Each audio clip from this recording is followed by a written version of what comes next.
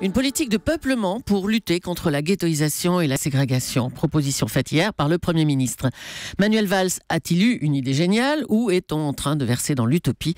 C'est la question qui fâche de 7h15 sur Europe 1. Et pour y répondre, je reçois François Pupponi. Bonjour François Pupponi. Bonjour. Vous êtes le maire de Sarcelles en région parisienne. Vous êtes aussi le président de l'Agence nationale de rénovation urbaine, l'ANRU. Comment vous envisagez-vous le repeuplement, François Pupponi? Comment on s'y prend? C'est compliqué, on a essayé pendant des années, on n'y arrive pas pour deux raisons. D'abord, les gens ne veulent pas se mélanger. Donc quand on dit qu'il faut partager, faire de la mixité sociale, tout le monde en parle, mais personne n'en veut pour soi.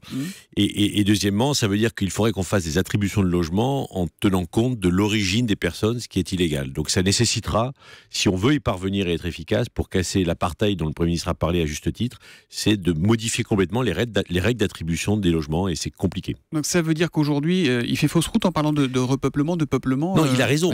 Il a raison. Mais il a raison sur le constat, mais il sur a la raison sur le faisabilité. constat, il a raison sur les solutions, mais pour y parvenir, il faudra changer les textes, changer la loi et faire en sorte que la manière dont on attribue les logements dans ce pays change. Mais vous imaginez qu'on attribue un logement en disant voilà, nous avons une famille sénégalaise, nous avons. C'est pas possible, on n'a pas le droit aujourd'hui en France. C'est ce qu'on fait aujourd'hui. C'est ce que vous faites. C'est ce que l'État a fait pendant 40 ans. Sans le dire. Ouais.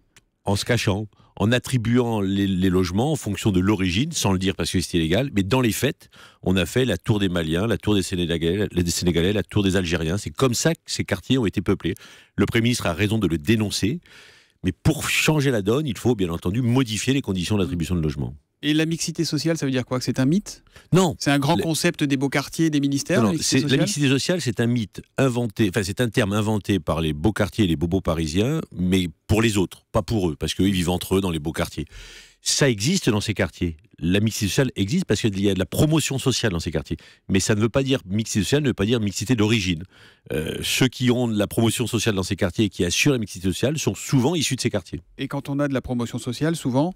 On s'en va. On s'en va, ou quand on reste, mais parce qu'on est aussi de ce quartier. Donc ça ne change pas la physionomie du quartier. On a l'impression que la tendance, c'est plus le dépeuplement que le repeuplement. Vous vous imaginez, vous, dans ce que vous disiez, la tour des Algériens, la tour des Maliens, etc., vous imaginez, vous, aller les voir et dire, bah voilà, on va mélanger tout le monde?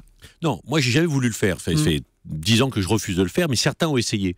Mais la question, c'est que quand un maire décide de dire « moi, je ne veux plus de cette ghettoisation », il va voir le maire de la ville d'à côté où il n'y a pas de mixité d'origine, et souvent le maire d'à côté lui dit non. Donc ça veut dire qu'il faut complètement modifier les règles d'attribution, d'organisation et de peuplement. Je répète, le Premier ministre a raison sur le constat de l'apartheid, ça s'est organisé en France, même si ça choque certains. Pour y remédier, il faudra changer des règles, et c'est pas simple parce que faudra y compris tenir compte de l'origine des personnes. Vous parliez des rapports entre les maires d'une commune et de celle d'à côté. Il y a évidemment cette question de la loi SRU, les seuils de logements sociaux. Il y a toujours aujourd'hui des élus qui préfèrent les pénalités financières à la construction de ces... Normalement, le quota, c'est 20% dans les communes de plus de 3000 habitants. Oui. C'est ça, 20% de logements sociaux. Mohamed Meshmach du collectif Assez le Feu propose de rendre carrément inéligibles les élus qui ne joueraient pas le jeu de ces logements sociaux. C'est une piste, ça, ou pas? Il faut aller par là? Non, mais peut-être, il faut sûrement aggraver les sanctions. Mais après, une fois qu'on a implanté des logements sociaux dans ces quartiers où il n'y en a pas, la deuxième question que pose le Premier ministre, je dis, c'est qui mettons dans ces logements sociaux? C'est ça la vraie question. La construction, on y arrive petit à petit. La loi SRU porte ses fruits. Mais après, c'est comment ces logements sont-ils attribués? Et ça, donc, on entend bien que votre réponse, c'est acceptons d'avoir des fichiers ethniques, c'est ça? Quand on dit qu'on ne veut plus de l'apartheid et qu'on ne veut plus de ces ghettos ethniques, si on veut partager, il faut bien partir d'un constat en disant qui mettons pour partager. C'est très compliqué. La question, elle est posée. On voit bien que la réponse, elle modifie complètement la manière dont on a agi depuis 40 ans. Et si on ne fait pas ça, selon vous, François Pupponi, toutes les mesures d'incitation fiscale censées favoriser la mixité sociale, depuis le 1er janvier, par exemple, les 1300 nouveaux quartiers prioritaires bénéficient d'une TVA à taux réduit, tout ça, ça ne sert à rien. On continuera à renforcer des phénomènes qui existent. À la fois, ça sert parce qu'on fait de l'accession à la propriété dans ces quartiers, mais ceux qui achètent les logements dans ces quartiers sont souvent issus de la même communauté dominante du quartier. C'est-à-dire que les gens se regroupent entre eux. Mais je le répète, ce qui se passe dans ces quartiers, ça se passe dans les beaux quartiers parisiens.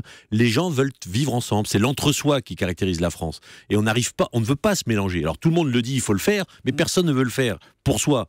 Et donc on arrive au constat que chacun vit chez soi. Et quand vous, le président de l'ANRU, l'Agence nationale de la rénovation urbaine, vous dites ça aux ministres, aux responsables politiques, ils vous disent t'es fou, quoi, on va jamais faire on peut pas passer par là. Comment ils réagissent? Depuis 10 ans, 15 ans, on le dit, ils nous disent t'es fou, on peut pas le faire, et puis 15 ans après, on constate qu'il y a un ghetto, qu'il y a un apartheid, qu'il y a des ségrégations, et là on dit comment on fait maintenant? Voilà. Beaucoup d'élus de banlieue, Manuel Valls le premier, l'ont dénoncé depuis 10, 15 ans, 20 ans. On n'a pas été entendus. Là, on constate que quelque part, on avait raison. Mais mettre en œuvre les solutions, ça va être très compliqué, parce que, je répète, modifier la sociologie d'un quartier et l'origine des personnes qui vivent dedans...